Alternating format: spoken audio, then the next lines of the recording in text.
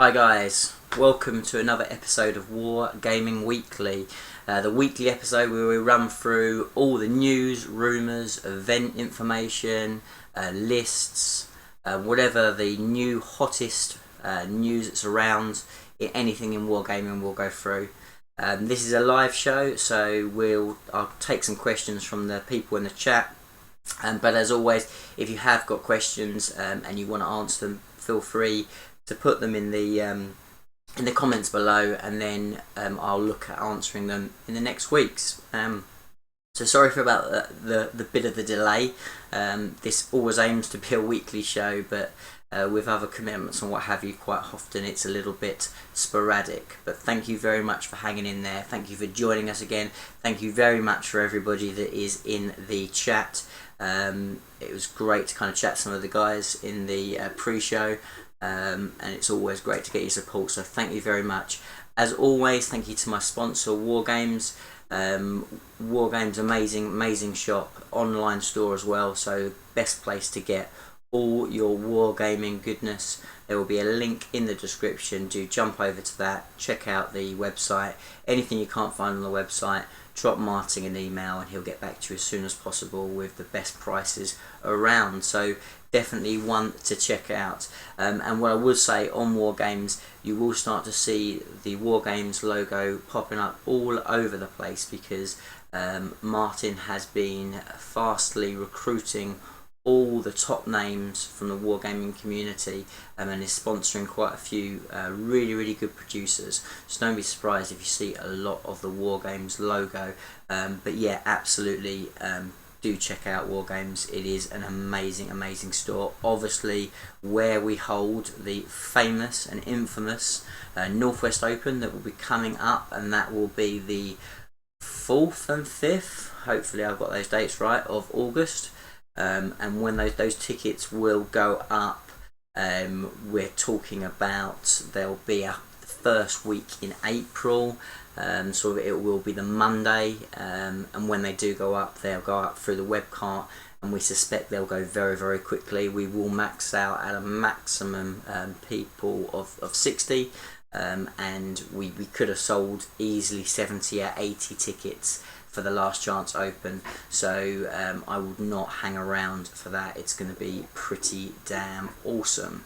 So as far as news, I did want to give a little shout out to a good buddy of mine, the Wargaming Viking, Spud Tate, as a lot of people know him. He is running with his other good friends, they're running an event called ChillCon.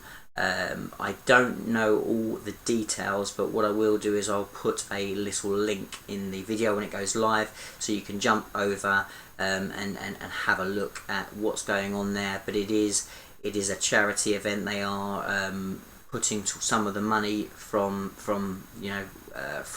entry to the event and some bits and pieces that's going on there towards a lot of good charities. So it seems like a really worthwhile event. There's loads and loads going on. They're going to have some competitions and all sorts of stuff. So yeah, it sounds like it'd be a really good event. So I don't know loads and loads about it. Your best place to go is over to the Wargaming Viking. I know there are some other people getting involved as well, but it sounds like a really cool event, and one not to be missed if you're interested in that sort of thing. So that's as far as news from events. I've been talking to some people in the chat. We've got Throne of Skulls coming up this weekend, which is going to be awesome, no doubt. They have released the dates for the next SM Battle Reports No Retreat, both the Horus Heresy and the next No Retreat for 40k. That will be coming up end of the year.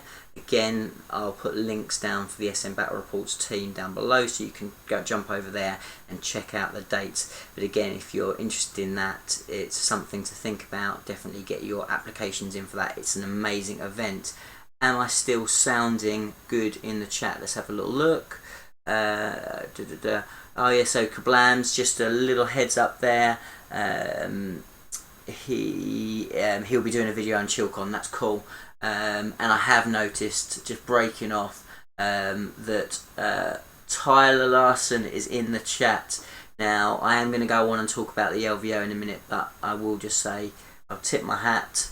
He is the #1 Tyranny player in the world. Congratulations, my friend. I wish you were an arsehole so I could kind of go like that, but you're a top lad, so well done. Big congratulations, but we'll cover that in a minute. So that's your kind of main news. I suppose the big thing that everybody's talking about from a 40k related subject at the moment is this new Eldar cheese. It's, you know, it is definitely causing a bit of a stir, and I know that by the sounds of things, it's a whole, you know, it's a whole kind of just craziness that people are having to adjust to. I don't know how many people watched the live stream tonight, but I think Lawrence was playing that from Tabletop Tactics against Joe.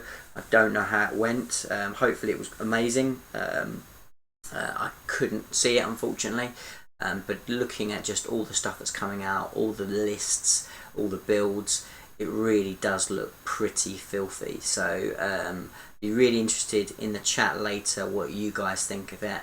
Is it going to break things? Is it actually not too bad?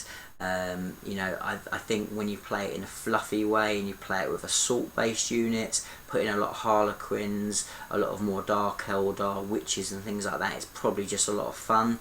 But the reality is, us competition players will try and break it. So, you know, and that will happen. So it'll be very, very interesting. But there is a lot of, obviously a lot of talk about that at the moment. Which is well, it's cool, you know. It's great to see, you know, the story moving on, and I think, you know, there's so much going on. It's an exciting place to be involved in 40k at the moment, but I think as these new books come out, as we get closer and closer to 8th edition, there's a good chance that things are going to get more and more broken as we go forward. So God only knows what the Papa Smurfs rules are going to be like. I think they could be quite game breaking, but we will have to see. So that's kind of the big news, I suppose, at the moment. As I said, we'll talk about that a little bit more in the questions at the end, because no doubt I'd love to hear your opinions on the new Eldar, or whatever they called. I don't know how you pronounce it really. Einding, or I don't know. I don't speak Elfish language. It's not my thing. But yes, so from a rumours point of view, well, I don't actually have any rumours for you. So we just know, because at the moment Games Workshop are being so quick. As soon as there's a leak or a rumour, they just spill it out. So we obviously know that that Papa Smurf's coming. Gilliman is going to be released pretty soon. He's in the next book. Also Cypher and a Grey Knight character. The big kind of, I suppose, the rumours and the stuff that's coming through is that it sounds like Phaladon himself is going to come to a sticky end in the next book. Whether that's true or not, or whether that's further down the line, we're yet to see. But it sounds like he might take a bullet to the face by Cypher, which is an interesting turn of affairs, I suppose. So we'll see whether that's true or not. It sounds a very interesting story twist, and a real insult to injury, because obviously Cypher's, you know, he's still a good character. He's still a mean guy, and he's a big, you know, he's still a big character. Abaddon, the baddest of the bad, being taken out by a bolt pistol to the face sounds quite funny. So we'll see whether that comes to flow. But anyway, so that is the news and rumours. What I want to talk to you today about, more than anything, is just go through a little bit of my LVO experience, because I'm sure a lot of people are interested. It's now been, what, we're talking almost 3 weeks now, probably 3 weeks since the event. Kind of now, it took me about a week to get over my jet lag, because I kind of got back and I had some time off work, so and I just kind of let the jet lag go on and on and on. But you know, I'm now back. I've had chance to kind of think about it, to get over my sulking, and I'm kind of ready to give you guys a little bit of a recap.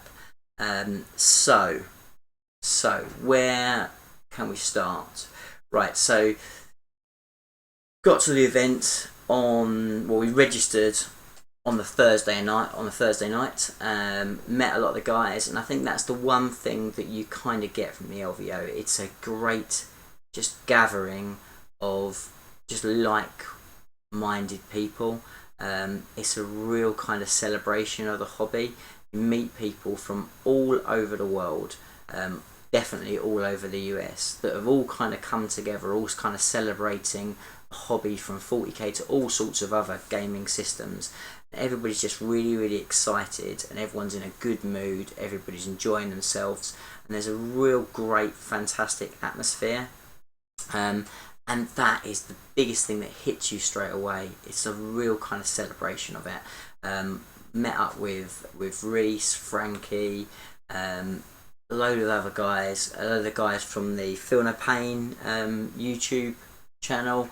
The guys there, first time I met them, really nice bunch of lads. We wanted to have a battle report, but we couldn't get one together in the end on the Sunday. But yeah, just met loads and loads of people, took in the atmosphere. The hall itself was incredible.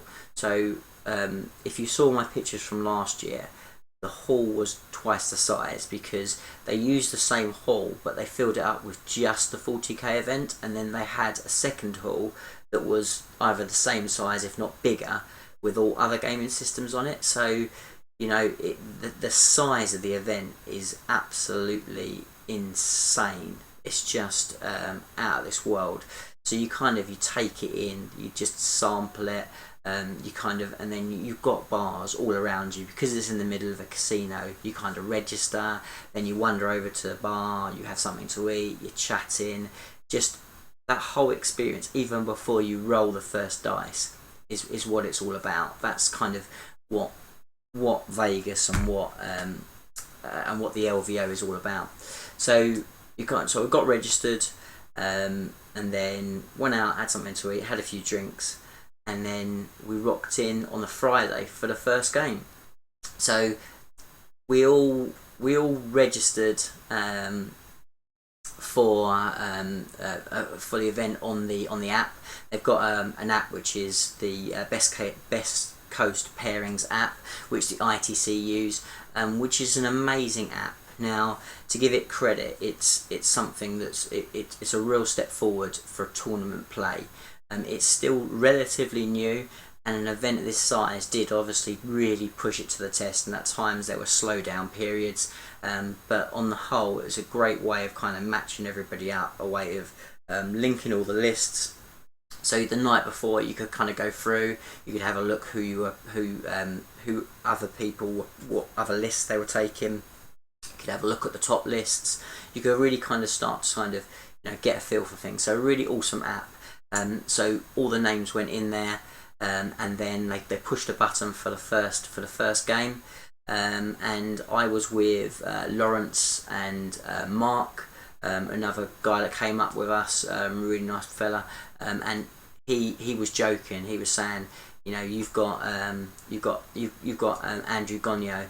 That's who you've got first game. Now, if you don't know this guy, I hope I pronounce his name right. I'm terrible with names, but Andrew Gonyo is the current US ETC captain, and he, going into the LVO, was the 4th highest overall ranking ITC player.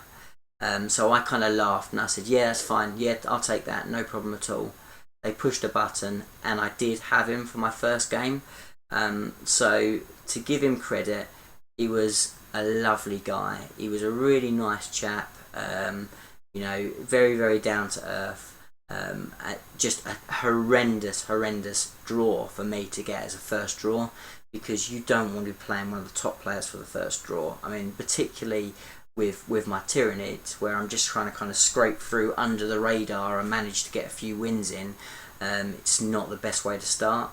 So, and on top of that, on top of the fact that I was playing one of the best players, he was playing Renegades, and basically his list, that's not something I've played before, but basically it's kind of loads of zombies and then loads of artillery. It's very kind of stationary, but he has loads and loads of artillery. He had loads of wyverns, loads of little guys, but then tons of barraging tanks. And then on top of that, obviously adding in that layer of cheese, which you're gonna get at the top level. He had a riptide wing, just 3 riptides, and he had a piranha wing. So yeah, so he was bringing the cheese. He was not messing around, and it was an incredibly good list. But against my list in particular, because I had my Tyranids, but I was also rocking 2 Subterranean Uprising.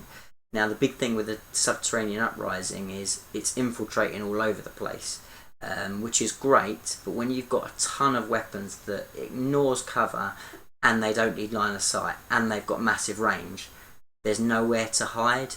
So I didn't get first turn as well. I needed first turn against him. I didn't get first turn, I didn't seize, and he basically barraged all of my Genius of the Occult off the table first turn, and it just left me my Flyrants and just the core of my Tyranids to try and scrape something out. Now I gave it a fight. I refused to be tabled, and I stuck in there to the end. But it was an incredibly tough game, and I got my arse handed to me basically first game, which is brutal. Not what you want, and it did kind of. I mean, it particularly if you're a competitive player like me, like you guys know I'm competitive. It does kind of, your head goes down a bit because you don't mind losing. It's one of those things you have to put up with that. It's all part and parcel of the game. But when you get a draw like that for your first round, when you just kind of need to build momentum and then you just get absolutely clubbed, you've got to kind of pick yourself up. So so that was that. I then rocked into my second game. And my second game was what I like to call everything that's wrong with the game. So, and all credit to the guy I played. He was a nice chap, but basically, so it was a case of pick the best things from the codexes, more or less. So what he had an Elder Cad for jet bikes with scatter lasers, for a Farseer, for warp spiders, and for a Wraith Knight, of course. Then he had a formation. He had the Riptide Wing, of course, because the Riptide Wing is just plug and play, drop it in. And then, to add insult to injury, he had a small cad of Imperial Guard or Astra Militarum, so he could have 3 Wyverns. So yeah, so as you can imagine, just horrendous. All of the units completely like mix matched, all like painted completely differently. No kind of nothing to the army. It just literally the 3 elements put together because they were the strongest bits of all the armies. And it's one of those things, you are going to get that in competitions, but it is what I hate about the hobby. I am a really competitive player, and I love to bring the cheese. But even when I've done it before, and I've allied Tau and Eldar, and I'm not going to hide from it, I've done it. Even when I did that, I colour coded the Eldar to match with the Tau army, so they had the same colours, they matched together and fitted together. So as much as it's still horrendous, I wanted to unify it, so there was some sort of hobby there. And when you see this kind of real mix match of 3 different codexes all together, it does make you kind of sigh and go, please bring on 8th, please bring on 8th.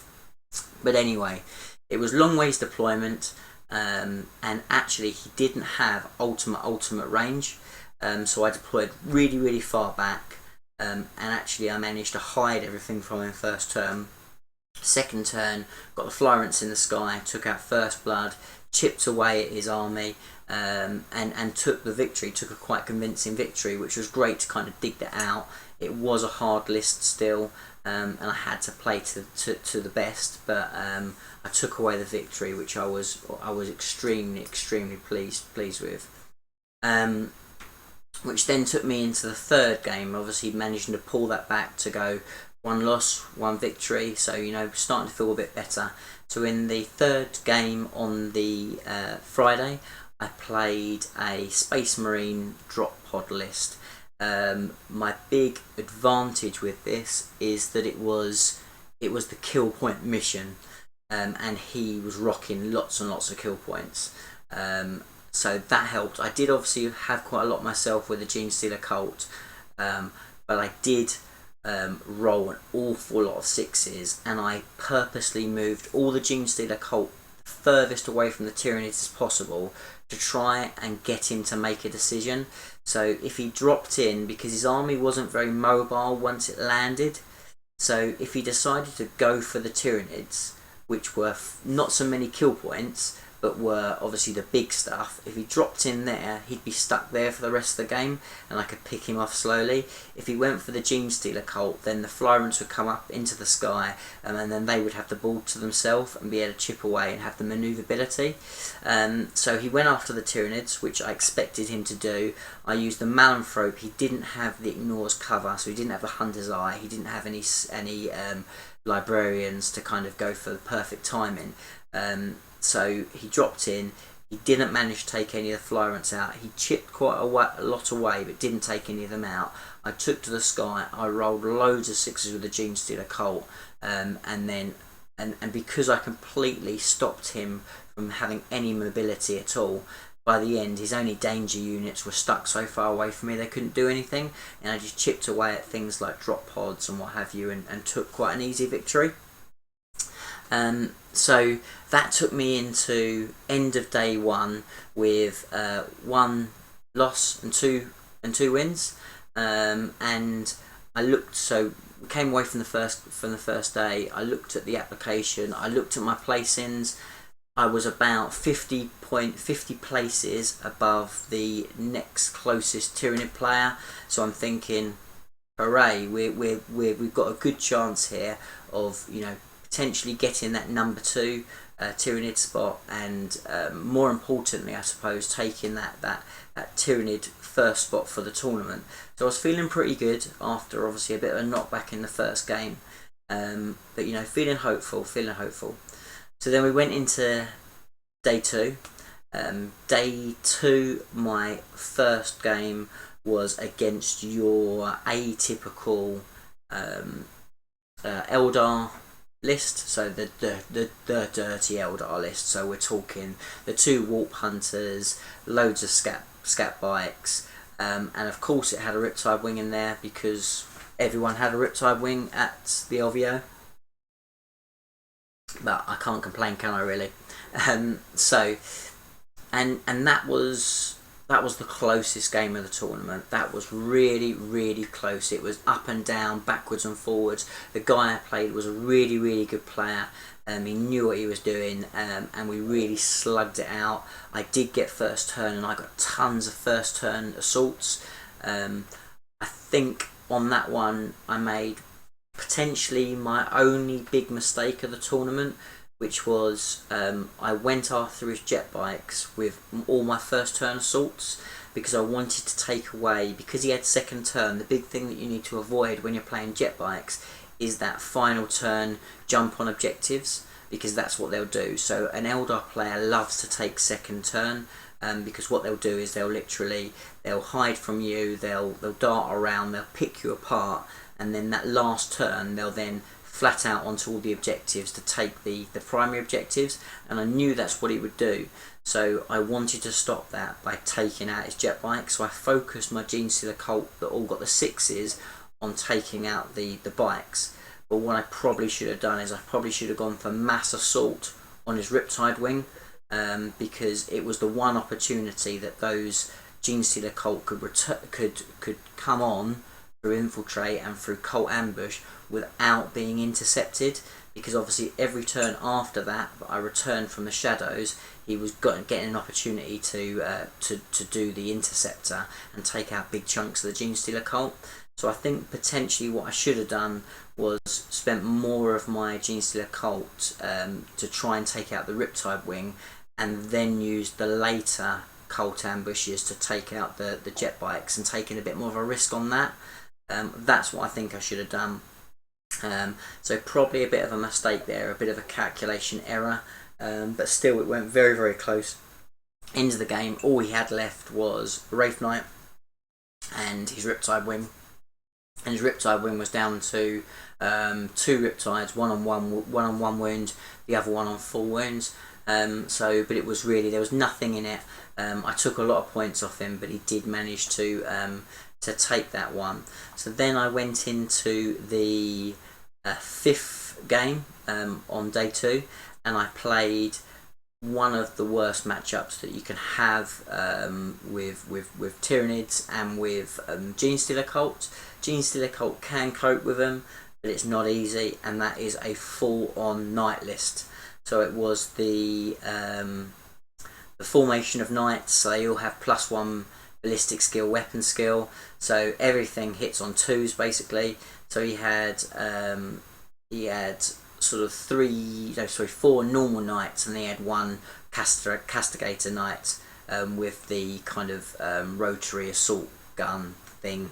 And yeah, I mean, he got incredibly lucky. So again, I gave him first turn because I wanted the last turn to jump on all the objectives with the Cult Ambush, because he didn't have very many units, because obviously he's just 5 Knights. So that was kind of my plan for that. But even with my 2-up save from the Malanthrope first turn, his Knights took out one of my Flyrants straight away. And on the second turn, even with me flying, he then rocks his Knight up onto an objective, he rolls it, it's Skyfire, and then he annihilates another Flyrant straight out.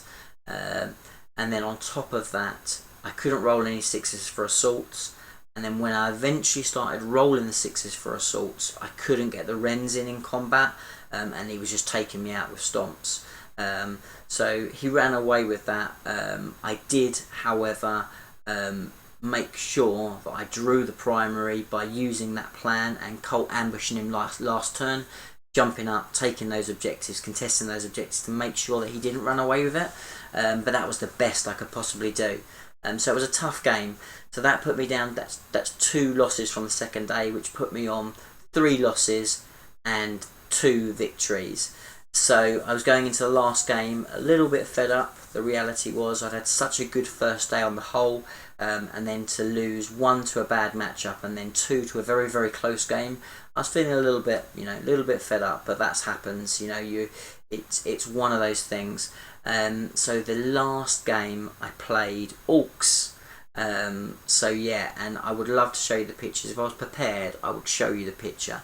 But basically, I played an Orc Stomper, so it was a massive, great big, the custom Stomper, like a bit of a bike star. So they're bikes with war bosses, the Lucky Stick, the Feel No Pain guy, so like the Pain Boy, and some little copters for grabbing objectives. So a fun list, a nice guy to play as well. It was a good, fun last game. Obviously at that point you don't really have much to play for, but you still, and for me, I got 2 victories last year at the LVO, and I wanted to try and beat that. So if I could go 3-3, I would be happy with that coming out of the last game. So that was always my objective. So I got first turn again, so I was thinking this is a good start. He'd castled up, he had a void shield generator, he'd castled up in the corner, and then I started rolling for my Cult ambush, and I rolled the first one and I got a 6, I rolled the second one, I got a 6, I rolled the third one, I got a 6, my Metamorph's got a 6, my second Metamorph's got a 6. You can see how this was going. So I had about 7 units in all that were surrounding his army that had all rolled 6s. So I had all those first turn assaults. I would have potentially tabled everything on the table except for the Stomper on my first turn. So I was like, well, this is a way to go out in style. I was thinking, this is it. We're going to go out with a bang. We're going to show them what we're made of. And then what happened? He stole the initiative. So yes, he stole the initiative, and he annihilated majority of then the cult that had surrounded his army. So that was like, nail in the coffin. That's like when it's just not meant to be. So you shrug it off, and in the end we drew the game. So I still managed to do the work, still got in there. And it was only actually he got very, very fortunate in the last turn. he tried to mass around one of the objectives to try and hold more objectives than me. My Flyrant flew over the top and I did Psychic Scream, and all his bikes, his little copters, low leadership anyway, in theory they should have all died, but he rolled like double ones like a boss for his leadership tests. So, and you know, it's one of those things. So it was a draw, it was a fun game, it was one of those things, and you just kind of have to take it as it is. So that was my experience. So in the end, so obviously you're interested. So for Tyranids, I did actually feel I fell quite a long way down the pile. So I think there was actually a couple of mistakes on the end scoring. When I worked it out, it looks like I should have come 3rd or 4th, but actually I was down in like 6th or 7th. But I think that was a bit of a mistake with one of the scoring from one of the events. But you know, ultimately that wouldn't have made a difference. I didn't come top. That goes to, I don't know whether he's still in the chat, he might have gone now, but that goes to Tyler Larson. Really well done if you're still in the chat. Congratulations, mate. Thanks for joining us today. You know, absolutely tip my hat. But really nice guy. Great to meet him. As I said, I was talking to the guys before the show, and in my mind I was hoping this guy was a right piece of work. I was like, I just hope he's horrible, you know, because I want to just really go after this title. And I met him on the Thursday, and both him and his other half, absolutely lovely couple, really charming, nice guy, and I was like, oh, this isn't good. I can't even hate him, you know. So absolutely, really, really well deserved.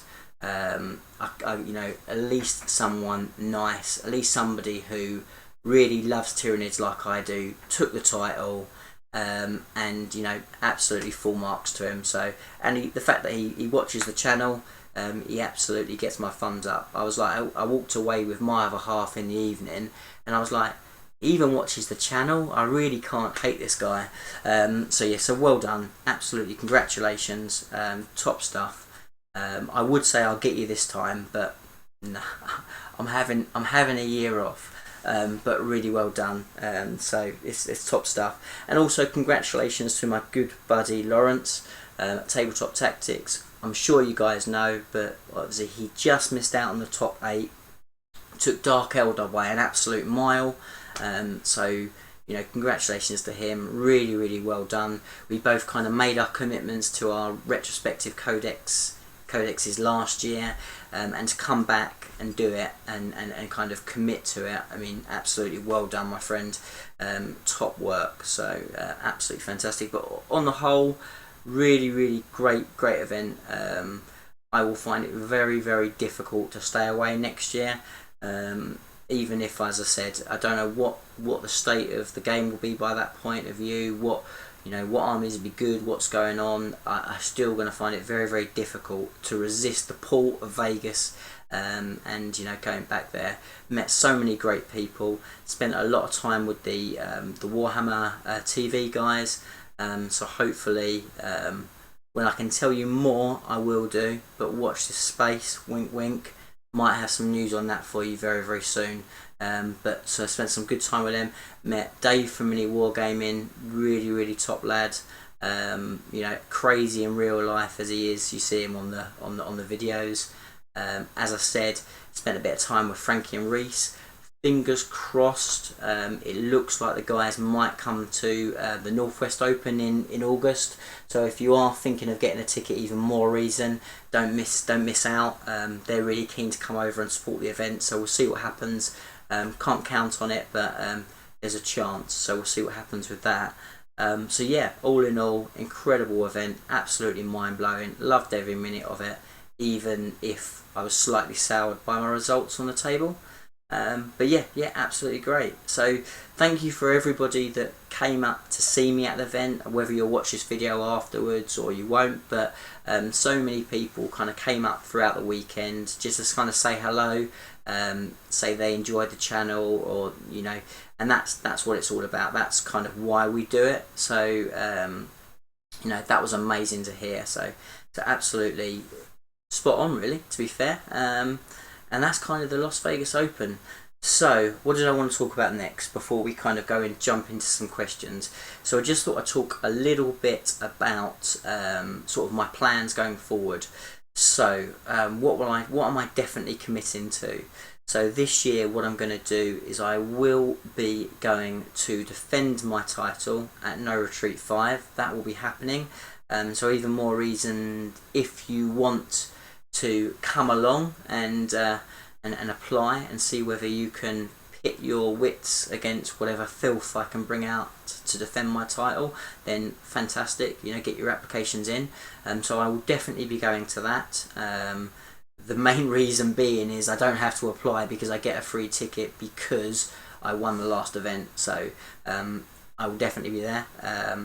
The other thing that I was umming and ahhing about, but I have decided, I did particularly after the LVO, I thought I'm actually going to spit my dummy out a little bit and I'm not going to play any 40k until we go into the 8th edition. But I have kind of had my wrist twisted a little bit and I am going to give it one more final crack at the big GT, the Games Workshop official GT Warhammer Mania, might be Warhammer Fest. I think Warhammer Mania is something else. Warhammer Fest, I think it's called, which is going to be at the Rico Arena, big stadium, and it's going to be loads of players, all different games. There's, I think, Golden Demons happening. There's going to be all sorts going on, and it's probably going to be a very broken event because by the looks of things, there's no restrictions apart from your list needs to be bound. So God knows what we're going to expect there, but I thought, you know, let's give it one more off. So I'd love to hear what you guys think that I should take. How stupid, ridiculous list can I make? Is it time to get the Taldar on the table? Do we go full Gene Stealer cult? I'm not too sure, but I'm going to go to that, and there'll be more updates as we get closer to the event, but I'm going to go to the big GT. And that's all I've committed to at the moment. Obviously I will be up at the Northwest Open. I'm not going to play this time. I'm going to spend a bit more time making sure that I'm supporting the event, because I think that at the Last Chance Open I did kind of get very wrapped up in playing, and I want to be there to support everybody that's at the event. So yes, I think someone just, I've got to say, Luke has just said no comp, 1500 points, dual Taldar. Talnar, sorry. Yeah, you could do that. Yeah. The other thing with the GW event is it's Eternal War mission, so it's basically like 6th edition. So it's the old chestnut of just kill your opponent and then get on the objectives end game. So, you know, as far as a tournament, it's pretty, you know, let's say average in the way that that's kind of going to work. I think we all know that, but I think it's just going to be fun to be there and just to experience it. But obviously I don't want to go and be run over, so I still want to build something horrendous. I just don't know whether, realistically, do we think, guys, in the chat, that 2 Talnars is actually going to work? Will that work, or will realistically it just be held up? It's not. It's going to cause damage, but is it going to be enough on its own to win? I don't know. Tell me if it is. If you think 2 Talnars is the way to win the GT, maybe I'll get another one. Let me know. What do you think? How cheesy is that? Magnus and summoning. Maybe that's the way to go. Yeah. Sean, you're going to be there, Sean, aren't you? Yeah, so anyway, I digress. So that's the GT. But yeah, so that's kind of as far as from events point of view. What we have got planned though is, as I said in the pre-show, the World Eaters now are so close to being ready for action. I will have a game with the Geeks 40k guys. I've got loads of other games planned out as well for 30k. I'm going to play Edict Beer and his Space Wolves. He's going to probably play his as 40k and I'll play mine as 30k. But we're going to have a bit of a fluffy World Eaters versus Space Wolves game. I expect I'll probably be arranging a game with the 30k channel. I know I spoke to brains about it a long time ago, back in Norwich last year. So that will probably happen as well. So expect to see a lot of the World Eaters on the table very, very soon. I'm also going to get a lot of battle reports with the Gene Stealer cult. Plan to do some tactics videos with them as well, because I think they're a really interesting codex, and there's lots of little hidden tricks and stuff that you can do with them that I really want to kind of share with you guys. And it's still quite a new codex, so I'm going to try and get them out hopefully before GW change it all and we lose it all in 8th edition. So I'm going to try and get some of that out for you as well. Of course there'll be more Tyranid content. Of course we'll get the Tau out again, see who wants to face off against my no retreat winning list. We'll see how we get on with that. Yeah, so loads of collaborations. You'll see me playing Winters again. Thank you so much everybody that has watched the Winters game. It's kind of my most liked video, so I'm really chuffed that you've enjoyed that. So yeah, top stuff. But anyway, I have chatted and nattered, and you are probably sick and tired of listening to my voice. So I'm going to jump over to the questions. I'll leave it about 10 seconds and then I'm going to answer some of your questions. So guys, fire away, keep it clean, and let's hear what you've got to say. So we've got 17 people watching at the moment. Great little showing. 16, someone just heard about questions and they bailed out. We've been running 54 minutes. So we'll do about 10 minutes of questions. Scat bikes with soul burst. So how does this soul burst work? Can anyone explain to me exactly how this soul burst works? How much trouble were you in on the Monday in Vegas? You would ask that question, wouldn't you? You would ask that question. She's in the next room, so I better be quiet. So on the Sunday night, we did have a few drinks, and I didn't get in very early. We did get, yeah, I'll be quiet. We did go to Old Vegas, and we had quite a good time there. We had a few drinks, and it was a very, very late one. I didn't get back until about 4:30 in the morning. So yes, my wife was not too happy in the morning. Thank you very much for bringing that up, my friend. Bastard. What next for the World Eaters? I don't know, Sean. I have to beat you a few times with them and find out what the gaps are. I always wanted the World Eaters to be a fun, fluffy army. I don't want to build in too much of the disgusting stuff that I know that's there, because I want them to be true to the fluff. But that probably will change after I kind of really get playing it. We'll have to wait and see. If any units die within 7 inches of the Yarny Elder crap, units they can move, shoot, or charge out of sequence per turn.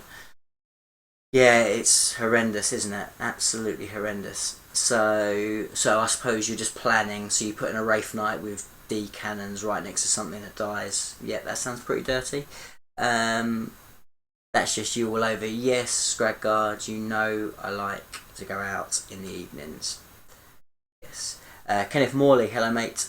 If a unit dies in 7 inches, yeah, so basically explaining that again. So yeah, that horrible Eldar stuff looks horrible. Have you considered expanding to a bigger venue for the Last Chance Open and still be sponsored by Wargames? Yes, we have, and I think obviously Martin's the money man, and I'm not going to make decisions for him, but we've always spoken that eventually we will probably expand outside of the shop. But you know, it has to work from a money point of view, because ultimately it's a business, and as much as we make an amazing event for everybody, it still needs to ultimately be successful so we can continue to grow it. But in the future, I expect it to grow. We really want it to be a premium event, so probably not for a couple of years, to be honest with you, Kablams, but I would watch a space. I wouldn't be surprised. John, you're a competitive player. Yes, I am a competitive player, Sean. But every now and again, there is a small part that's fluff. Yeah. So you just shoot your Wraith Knight twice. Yes, that's horrendous. It doesn't matter which unit dies, either friend or foe. Ah, really? So if... Honestly, that is disgusting. So you can claim unit... so you can chain units together to get free actions. Yeah, it sounds broken. It sounds horrendous. Cool. Yeah, no, that's horrible. That's horrible. So how do you beat them? How do you beat these guys? I suppose you just have to keep killing everything, do you? And stay out of range? I don't know. It's a difficult one. Double scythe. Yeah. Yeah, I think, you've got to try, and I suppose with something like Tau, if you can alpha strike them at range, because they can't all have long distance shooting, they're not all just going to be like that, are they? So you just shoot them out of range, stay in cover, that type of thing. Scariest thing is deep striking, webway portal, D-scythes. Yeah. Can you shoot them at a different target? So if something dies, can you then shoot that same unit at something else? Do you think single faction tournaments will become more common? Jack Spencer, I hope so. I like them because it makes you play to your codex's strengths and not try and paper in the gaps with stronger other stuff. So I personally really like the single faction, but that might become increasingly difficult if GW completely keep linking things in. So we'll have to wait and see. Yeah, saying yes about my question, so they can shoot at something different. Dear God, that is horrendous. About time Elder got a power boost. Yeah, they are seriously underpowered, Elder. They really need it. They have had a tough time with Elder recently. I do feel for Eldar players. They have a tough time. We need to make sure they get a bit more power. Those units are way too weak. Warp spiders. Just when people were getting used to and learning how to play them, now we have to deal with this bullshit. I hope so too. You can't take Wraith Guard in a Raider now. The deployment as well now. The new formation. Okay. Poor pointy ears. Yeah, that's sad, isn't it? Hey, Gonna Pain Gamers. Hello, mate. Hello. So you should. Yeah, I should really feel guilty for Eldar. Yeah, Clayton. Absolutely. You need to get over here. Stop hiding over the other side of the world. Get over here, and then I'll give you a beating with my towel. It's a challenge. Bring it on. If you're a betting man, who do you think will be the next two Primarch? Who will the next two Primarchs be? So I think we'll have another... It makes sense for it to go back to Evil Side again. So I'm going to go with Mortarion next. And then let's go with...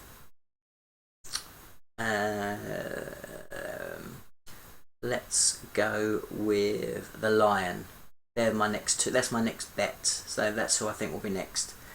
Who else have we got? Else have we got here? Loads of people saying hello. That's cool.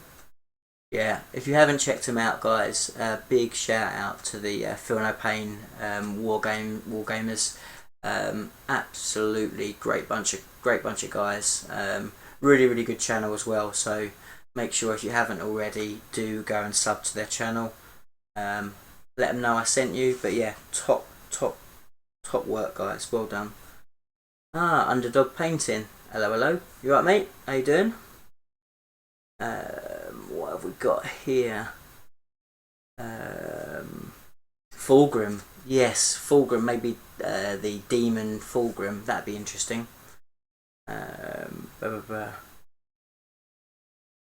Yes, I'm sure you have heard of them, Sean. I'm sure. If you do go to Warhammer Live, what army will you take? That's interesting. I'd probably like to take my Tyranids. but that's, I think, is a discussion that you kind of have with them beforehand, and I don't think it's all necessarily your choice, but we'll have to wait and see. As I said, no news on that at the moment. Well, as I said, if I know something concrete, I'll let you know, guys, I promise. But we'll have to watch this space.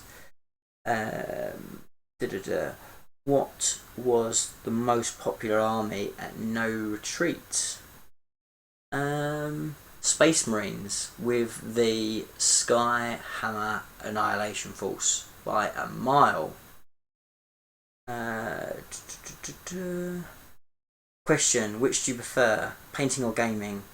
And would you ever play unpainted models? Good question. Underdog painting. So gaming definitely is my first love. Painting I absolutely love, but I'm not very good at concentrating and keeping focused on painting. I flip off, and I find it very difficult to kind of really get motivated unless I'm painting something for a tournament, and then my focus is much easier to kind of keep. And as far as playing with unpainted models, I would say, most of my games I do try and put on battle reports, so I only use painted models, and I much prefer playing with painted models. I don't think there's anything wrong with playing with unpainted models, but it's just a habit I've got in, so I try and stick to it. But I would advise everybody do play with unpainted models, particularly if you want to play competitively, because practice is the best way to get better. Wish we'd gotten our game in. Yeah, I wish we'd got our game in as well. Next time, I'll hopefully be back next year. We'll maybe sort out a game then. I'll have to paint you up, Nyari. How do you even say that, Stu? I'm not even going to pronounce it. It's just Dirty Elder. First ace before I can come over for a game. Yeah, that's fine. You can make excuses, Clay. I'm ready and waiting for you when you come over. In what other ways do you think what should be improved?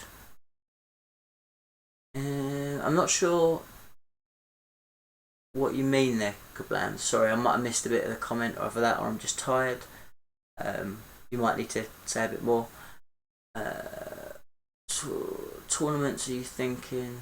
It drives painting? Yeah, absolutely, Sir Gerard. Yeah, tournaments do always drive my painting, 100%. Yeah, Sean's talking more about Fulgrim. Be interesting to see whether he comes out. Yeah, there's lots of fluff around him at the moment. And the underdog painting saying, I don't know how to play the game, so just about to learn after 18 years of being in the hobby. Fair enough. There's a lot of people that are like that though, so just enjoy it. You're maybe coming into the hobby, if you're starting to play now, maybe about 3 or 4 months too early, because you probably want to wait till 8th edition, because it's all going to change again. That's if you're playing 40k. If you're playing Age of Sigmar, then great time to come into it. Yeah, I'll try not to get in trouble next time, Phil No Pain. Right, okay, so any last questions, or we've just gone over an hour and I'm going to kind of call it a day in a minute, just see if there's any other questions come through. Do you think the SM format would roll out well to other tournaments? They seem to have nailed single faction balance. Absolutely. See you later, Sweatguard. So I do. There are still things that I don't like about the SM Battle Report format, and I've said this to Steve and the team. For me personally, I don't like the fact that it's always doing a war deployment. That to me can be a bit lopsided, and their time format is a bit too short. And I quite like not just having a CAD and a formation. I like opening it up to a bit more than that. But what they do is fantastic, and no complaints. I love the event so much, but and there's definitely bits. I mean, I stole a lot of their format for the Last Chance Open, so absolutely, it's an amazing event, and I can see a lot more tournaments going that way. But again, I think we're all a little bit, as TOs, I think we're all a bit up in the air until 8th edition hits. So when are you going to buy your fourth Elder Army? Probably in time for the Games Workshop GT, Clayton. That'd be about right, wouldn't it? I wouldn't be surprised. You know, I like a Wraith Knight when I'm playing just to win. Hey, it's got to go. Yeah, see you later, guys. Yeah, nice. Thanks for dropping in. Cheers, kablams. Right, I think everyone's heading off now. It seems like a great time to finish the show. Thanks very much, everyone, for watching. Please do like this video, subscribe if you're not already subscribed. If you do want to support me, there will be a link to my Patreon. You can get some wicked dice. There's loads more perks to come as well. Please do jump on. It helps me doing everything that I do. Gives me an opportunity to give you more videos, more glossy content, more fun, more banter. So if you are interested at all, I'd really appreciate your support. But until the next video, thank you everybody for jumping in the chat. Thank you for all hanging in there. And until next week, I'll see you again soon, guys. Good night and bye for now.